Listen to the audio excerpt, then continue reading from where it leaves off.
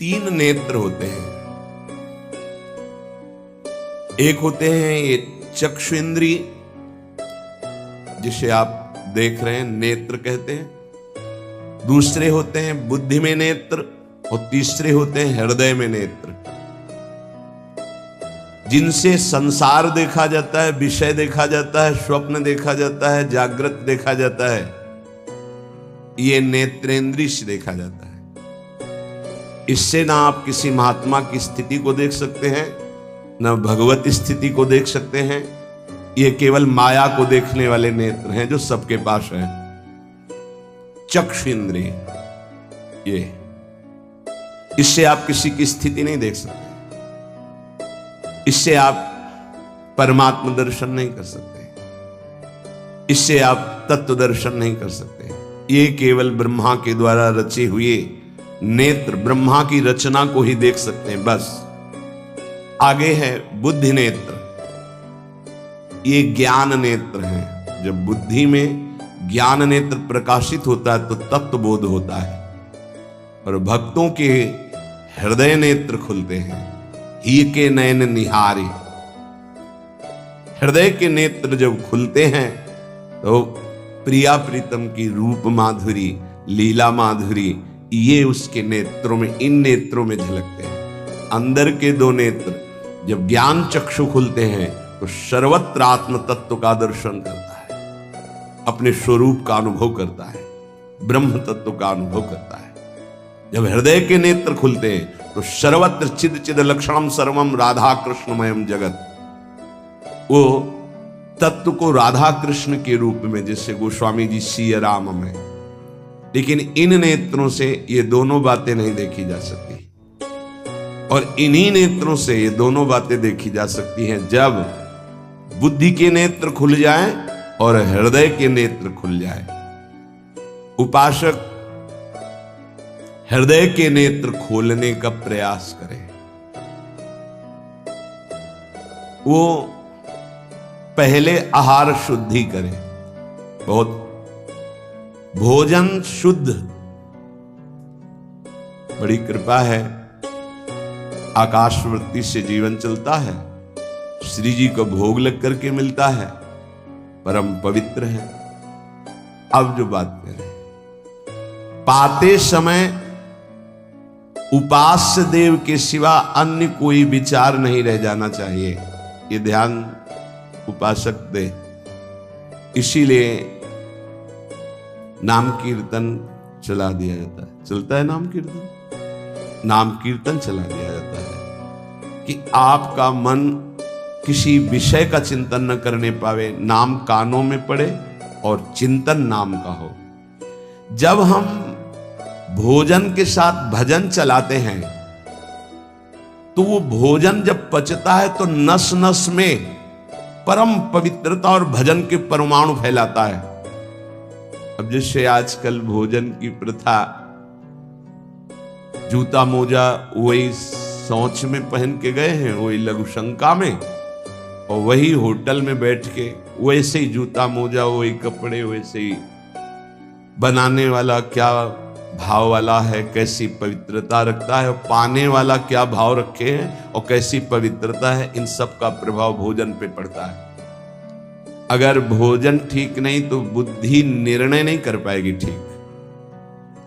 हृदय के नेत्र खुलने के बाद तो बहुत दूर रही, इन नेत्रों से भी सही नहीं दिखाई देता, गंदा ही दिखाई देने लगता है। इन नेत्रों में गंदगी बढ़ जाती है। जिसकी तरफ देखो तो वासना की दृष्टि से देखो, दोष दृष्टि से देखो, राग द्वेष की दृष्टि से देखो, ब्रह्म दृष्टि, भगवत दृष्टि उसकी नहीं आ सकती। ये बहुत जरूरी है। अरे कहीं भागा थोड़ी जा रहा है भोजन, धैर्य पूर्वक चिंतन करते हुए, नाम चल रहा है तो उसी नाम का चिंतन करते हुए।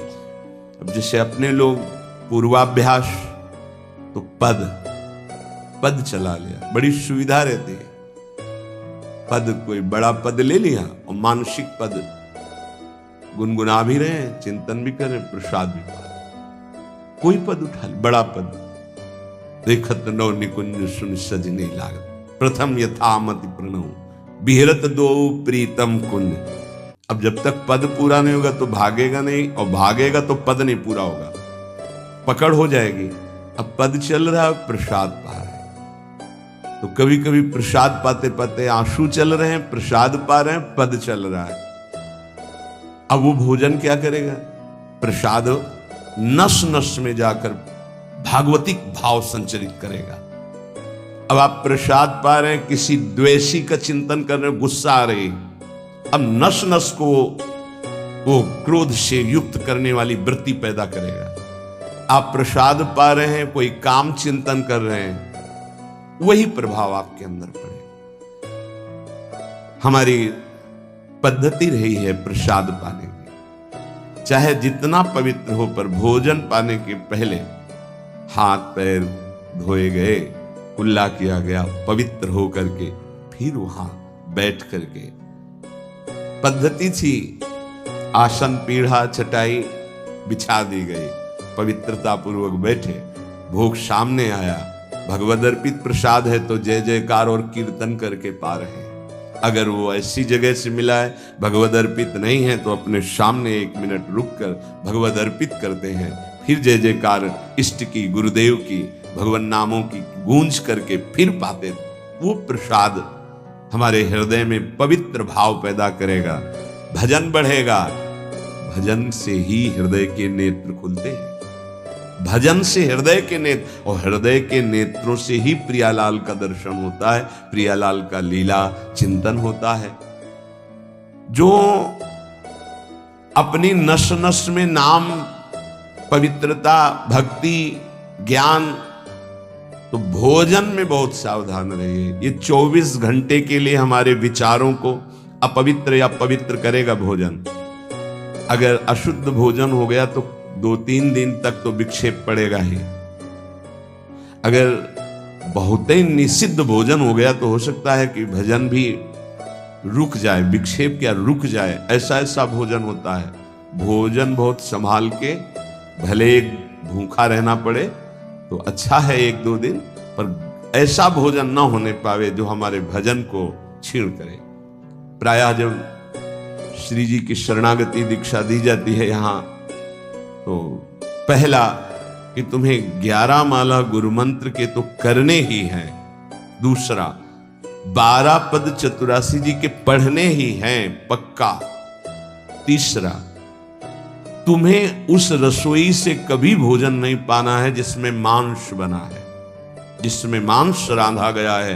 भले तुमको वहां दाल रोटी खीर और ये सब बना के दे, पर वो सात्विक भोजन नहीं होगा, वो राक्षसी भोजन होगा, क्योंकि वो रसोई अपवित्र है, उसके पात्र पवित्र। ये दीक्षा के समय दिया है। चौथा, जो तुम्हारे उपासना की, इष्ट की, गुरुदेव की, संतों की, भगवत स्वरूपों की निंदा करे, वो चाहे रिश्तेदार, नातेदार, चाहे कोई भी हो, हम उससे संभाषण बैठकर नहीं करेंगे, कान में उंगली डालकर राधा राधा बोलकर चले जाएंगे। ये दीक्षा के समय शिक्षा दी जाती है।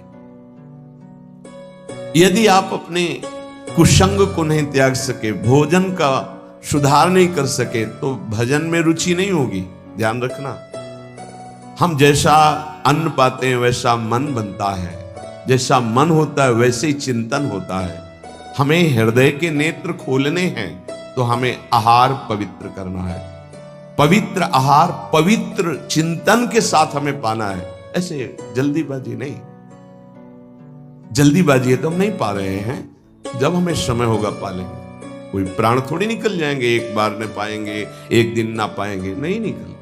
कई कई दिन भोजन न पाने पर भी ऐसा नहीं होता कि प्राण निकल गए। बड़ी सामर्थ्य है, प्रभु ने सामर्थ्य दी है। उपासक सावधान रहे, कहीं प्रसाद पाते समय कोई ऐसा दृश्य, ऐसी वार्ता न कर बैठे जो भजन में बड़ी हानि पैदा कर दे। जैसे आप मोबाइल रख लिए तो आप ऐसे दृश्य देख रहे हो जो आपका सर्वनाश करने वाले हो, भोजन पा रहे हो, तो आप निश्चित समझ लेना, निश्चित भ्रष्ट हो जाओगे, आगे नहीं बढ़ पाओगे, गिर जाओगे। भोजन के समय यदि आपका मन पद में नहीं लग रहा, भजन में नहीं लग रहा, जैसे यंत्र है आपके पास तो चतुरासी जी लगा दीजिए, सत्संग लगा दीजिए, आपका चिंतन बनना चाहिए भागवती, कोई गलत चिंतन नहीं। और अगर कोई पास बैठा है तो वार्ता नहीं होनी चाहिए। भोजन के समय वार्ता निषेध है, वो वार्ता का समय नहीं, वो एकाग्रता पूर्वक पूरे 24 घंटे के लिए हम अपने विचार पावन करने के लिए बिल्कुल मौन होकर के भगवत चिंतन या भगवत श्रवण करते हुए प्रसाद पावे। आप सब आज से ये नियम ले लें, केवल परोसने वाले की आवाज सुनाई देनी चाहिए। श्री जी का प्रसाद जो आप परोस रहे हैं उसका उच्चारण करते हुए आपको प्रसाद, रोटी प्रसाद चाहिए तो वो पूछ सकते हैं। इसके अलावा पाने वाले की आवाज बस जी दे दीजिए, इससे ज्यादा कोई शब्द नहीं आना चाहिए। देखो, अगर प्रार्थना मानोगे तो आप आगे परमार्थ में बढ़ोगे। जो प्रसाद पाने का समय है वो बहुत 24 घंटे के भजन के लिए बहुत कीमती बात है। अगर उस समय आपका कोई प्रपंच वार्ता, कोई लौकिक वार्ता, राग द्वेष वार्ता बिल्कुल नहीं, मौन आज से नियम रख लो। दे दीजिए ये शब्द उच्चारण और ले लीजिए प्रसाद ये शब्द, इसके अलावा और कोई शब्द नहीं होना चाहिए। अगर आप हमारी प्रार्थना नहीं मानते हैं तो ये अपराध होगा, आज्ञा का उल्लंघन होगा और वो आपके लिए बहुत ही हानिकारक होगा, जो आपकी बुद्धि को क्षय करेगा। इसलिए प्रार्थना है, आप प्रसाद पाते समय सब मौन का आश्रय, केवल स्वीकृति हाँ दे दीजिए और प्रसाद बांटने का जो उच्चारण है या अमुक प्रसाद ले लीजिए। बस नाम कीर्तन चलता है, नाम कीर्तन सुनिए, या आपकी क्षमता है तो उस समय नाम जप करते हुए प्रसाद पाइए। जिस जगह पर संत सेवा होती है, नाम कीर्तन होता है, ठाकुर सेवा होती है और परस्पर बैठ करके भगवत वार्ता होती है, उस जगह सारे तीर्थ अपने आप आ जाते हैं। वहां वास करने वाले को किसी तीर्थ जाए या ना जाए, कहीं भी, संपूर्ण भुवन की बात कह रहे हैं, जिस घर में, जिस कुटिया में, जिस जगह में, जिस स्थान में नाम कीर्तन होता है, भगवत गुण कीर्तन होता है, साधु सेवा होती है, ठाकुर सेवा होती है, सारे तीर्थ स्वयं आकर वहां वास करने लगते हैं। तीर्थ क्या, तीर्थाधिपति तीर्थपाद भगवान वास करते हैं। जहां भगवान नाम कीर्तन, भगवत गुण गायन होता है, भगवान प्रकट होते हैं। मदभक्ता यत्र गायन्ति तत्र तिष्ठामि नारदः, नाम वाणी जहां श्याम श्यामा तहां। सारे तीर्थ स्वयं वहां वास करते हैं। कुछ गृहस्थ जन कहते हैं हमारे घर में कोई चक्कर है, कोई टुटका कर दिया, कोई परेशानी। हम कह रहे हैं नाम कीर्तन कीजिए, ठाकुर सेवा घर में विराजमान कीजिए, 30 मिनट बैठ करके भगवत चर्चा कीजिए। हिंदी आती है, संस्कृत आती, जो जैसे भी आप, भागवत है, गीता जी है, रामायण जी है, भगवत चर्चा गुणगान कर रहे हैं प्रभु को। उस घर में कोई अमंगल, कोई भूत प्रेत, कोई चक्कर, ऊपरी नीचरी कोई बाधा, ग्रह नक्षत्र कुछ नहीं, किसी को समझ नहीं आती।